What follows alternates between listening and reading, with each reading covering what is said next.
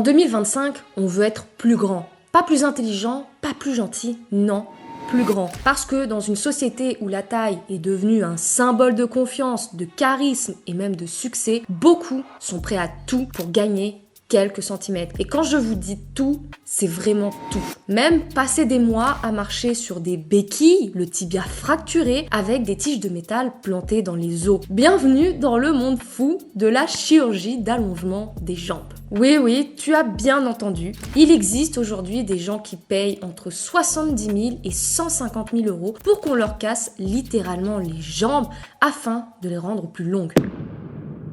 Et pour cette vidéo, je vais vous parler d'un produit qui a une vraie utilité et qui peut vous sauver au quotidien. Je parle bien sûr des culottes menstruelles Eve & Co qui sera donc le partenaire de cette vidéo et que je remercie sincèrement. Je vais pas vous mentir à quel point les culottes menstruelles m'ont vraiment changé la vie et c'est clairement un produit à avoir chez soi. Ça fait plusieurs semaines que je les teste et que j'en suis vraiment extrêmement satisfaite. Et en vrai, on ne pense pas forcément en acheter, mais quand on les a testés, on se dit mais comment est-ce que j'ai fait pour vivre sans vraiment? Et donc si vous ne connaissez pas encore, il faut absolument que vous testiez les amis. Les culottes menstruelles remplacent totalement les serviettes et les tampons. Vous n'avez besoin d'aucune autre protection, pas de fuite, pas d'odeur et tout ça pendant 12 heures. On va pas se mentir, c'est clairement révolutionnaire. Vous pouvez trouver plusieurs modèles différents sur leur site selon vos goûts, vos envies et même votre flux. Voici le modèle Tanga qui est vraiment très beau et tout en finesse. Il est très échancré et pourtant je n'ai jamais eu de fuite même durant la nuit. C'est très discret, on les voit pas sous les vêtements et on ne les sent pas et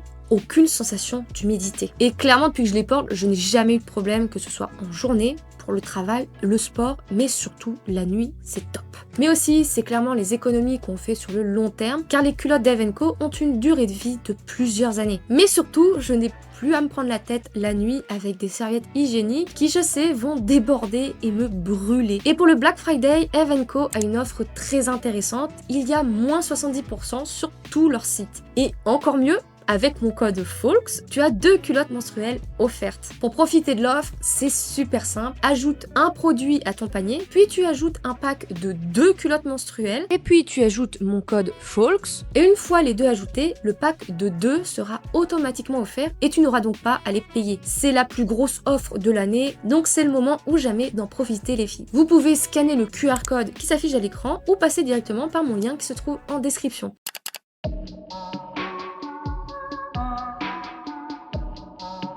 À la base, cette chirurgie n'avait rien d'esthétique. Elle a été inventée dans les années 1950 par un chirurgien russe, Gavril Lizarov, pour soigner des soldats blessés pendant la guerre. Le but ici est réparer les fractures complexes et corriger les malformations osseuses. Pas du tout pour faire partie de la tribu des longues jambes.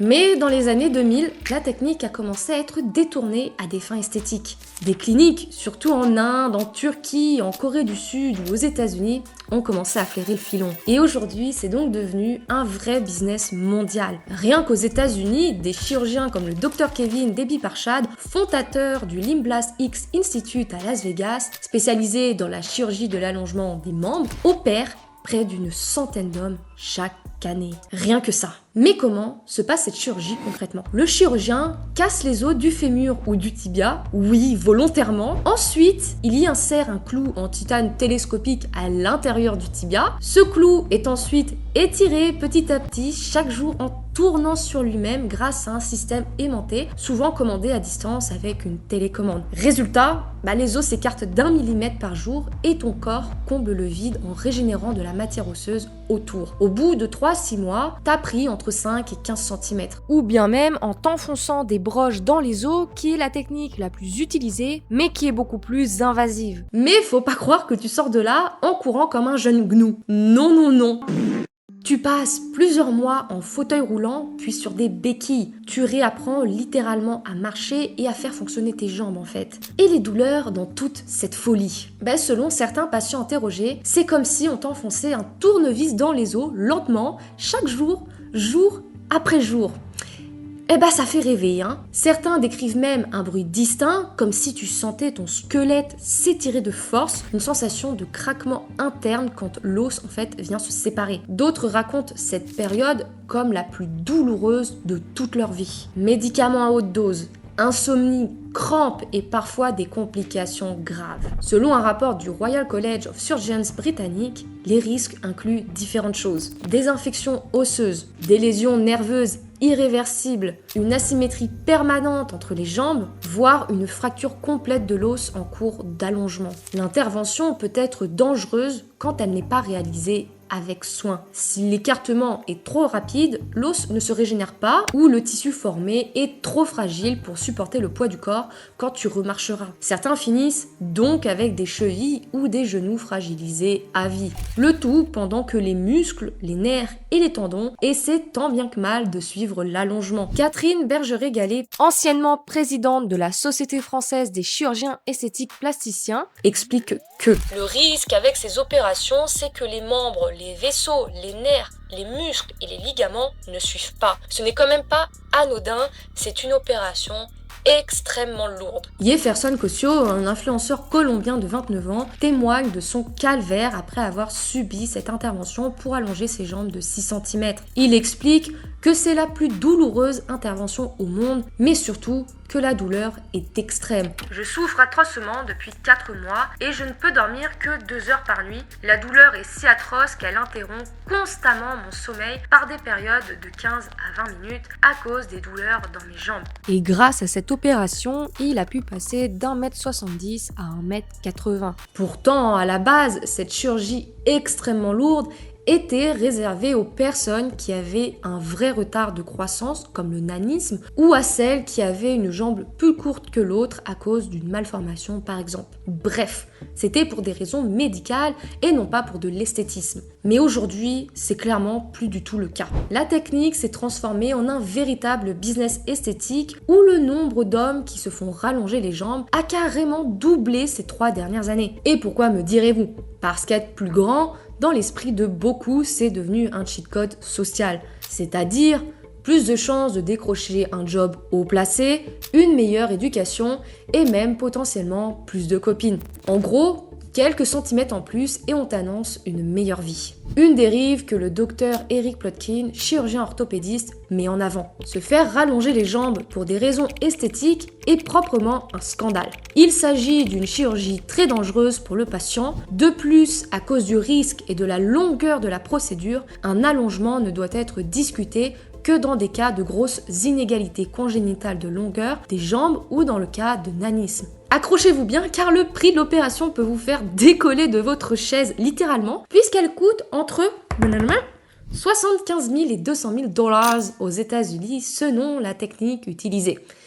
Mais sérieusement, qui a les moyens de faire ce genre d'opération et de mettre 200 000 euros? Perso, j'ai même pas les moyens de m'acheter un Babybel à la fin du mois. Donc 200 000 euros? Alors qu'en Turquie ou en Inde par exemple, tu peux la retrouver à seulement, avec des grosses guillemets, 50 000 voire même 20 000 euros pour certains cas. C'est donc pas étonnant que la Turquie soit devenue un Eldorado pour ce genre de chirurgie. Des cliniques entières vivent de ces opérations en vous proposant des packages all inclusive. Elle s'est entre autres généralisée en Turquie ces dernières années pour des patients qui en gros ne cochent pas les cases des critères médicaux pour se faire opérer et dont la démarche est considérée comme purement esthétique. Cette pratique attire d'ailleurs des candidats du monde entier. Cette semaine, j'ai 2 patients qui viennent du Japon. La semaine d'après, un Canadien et ensuite un Américain. Voici ce que disait l'un des plus grands spécialistes turcs de la chirurgie d'allongement. Ce docteur explique d'ailleurs que le maximum qu'il ait fait, c'était 18 cm, mais qu'il ne le recommande vraiment pas, car plus on veut grandir, plus les risques de handicap et d'avoir un corps disproportionné augmente. Que ce soit en Turquie ou dans n'importe quel autre pays qui pratique cette chirurgie, certains témoignages racontent que la douleur est constante, que marcher normalement prend des semaines et que l'os peut se fracturer de nouveau, mais surtout qu'une infection peut ruiner tout le travail. Alors pourquoi ces personnes prennent-ils autant de risques en fait ?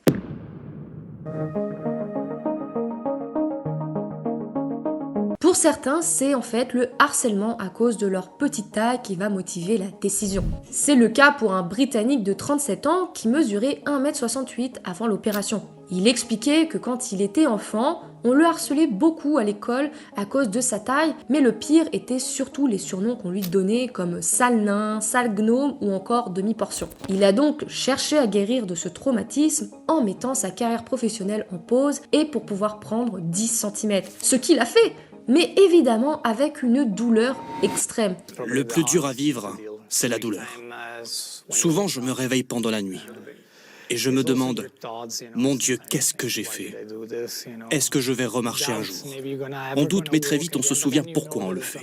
Pour d'autres, c'est le désir de correspondre à un idéal esthétique ou social, car on vit dans une société où la taille influence malheureusement la perception de la beauté, le respect, le salaire, le charisme aussi. D'autres expliquent qu'à cause de leur taille, ils se sentent inférieurs aux autres hommes, par exemple au niveau du travail et du salaire. Des chercheurs américains ont montré qu'en entreprise, la taille peut véritablement influencer ta carrière. En moyenne, quelqu'un de 30 cm plus grand qu'un autre gagnerait environ 600 € de plus par an. Mais surtout, les personnes grandes se retrouvent plus souvent à des postes élevés. Le journaliste Malcolm Gladwell l'a d'ailleurs remarqué. 58% des PDG des plus grosses entreprises américaines mesurent plus d'1,80 m, alors que dans la population américaine, seuls 14,5% des hommes atteignent cette taille. I think height is a huge part of what gives men status. If you think about how people work, there's this element of speed in terms of assessing people. Is this man competent? And, you know, if someone's 6'5", really stacked, they have a certain presence that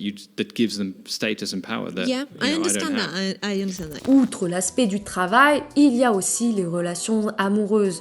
Selon pas mal d'études et de témoignages, les femmes préfèrent les hommes plus grands qu'elles.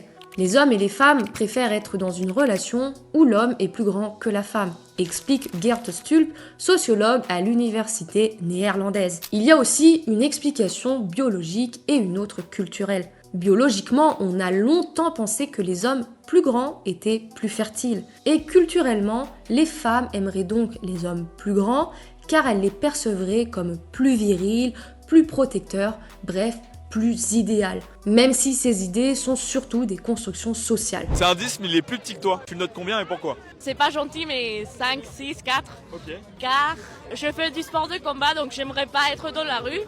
Et c'est moi qui défends et pas lui quoi. Et au contraire, pour les filles, il faut qu'elles ne soient pas trop grandes et même pour certains, une fille petite est synonyme de mignon. Et tout ça, ça se ressent assez bien dans les commentaires des vidéos qui parlent de cette chirurgie sur les réseaux sociaux. Oui, mais au moins avec cette chirurgie, tu finiras avec une 9 sur 10 ou plus qui s'occupera bien de toi. Je fais 1m65, je me fais recaler par tout le monde sans parler de la calvitie. La société, c'est le paraître. 1m60, 26 ans, t'imagines même pas les râteaux que je me suis pris.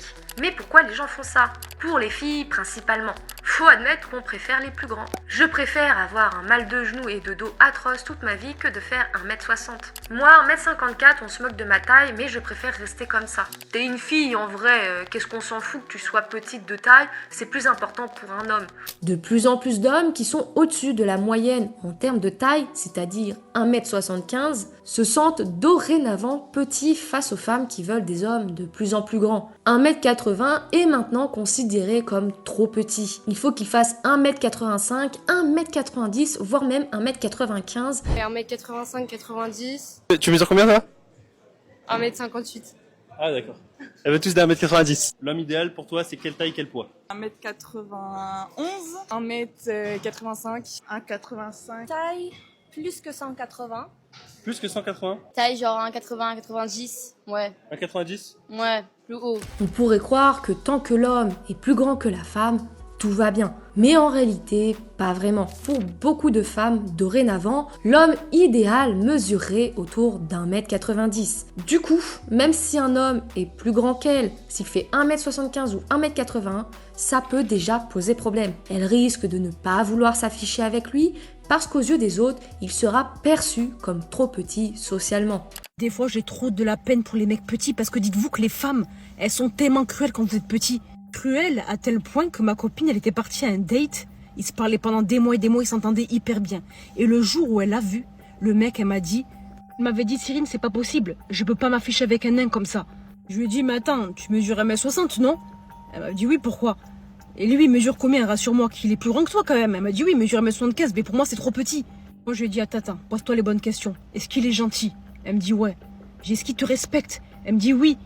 Est-ce que, mis à part la taille, physiquement, il te plaît? Elle me disait oui, ça va, il est mignon. Je voulais lui dire, mais alors tais-toi. Enfin, je veux dire, c'est... Voilà, il est pas hyper grand, même au 75, c'est la moyenne française. Elle me disait, mais Cyrine, quand je suis avec un mec petit, je me sens pas protégée. J'avais dit, écoute, tu t'entends bien avec lui. Ça serait dommage de tout niquer juste pour la taille, tu vois. Et là, elle m'a dit quelque chose qui m'a marqué. Elle m'a dit, Cyrine, si j'avais été grosse, ne m'aurais jamais calculé. Tu fais 1m combien?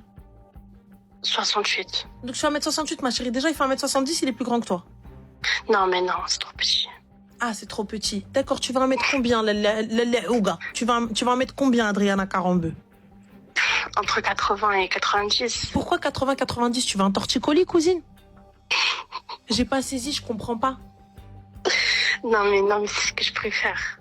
J'ai pas beaucoup de critères, mais ça, c'en est. Être très grand serait même maintenant un critère de beauté et de séduction très important, plus que le physique lui-même ou le reste. À tel point que mesurer 1m90 te rendrait ultra beau instantanément, peu importe à quoi tu ressembles. Quand un homme est grand de taille, laissez-moi vous dire que d'office, il est beau. S'il est déjà grand, il est beau.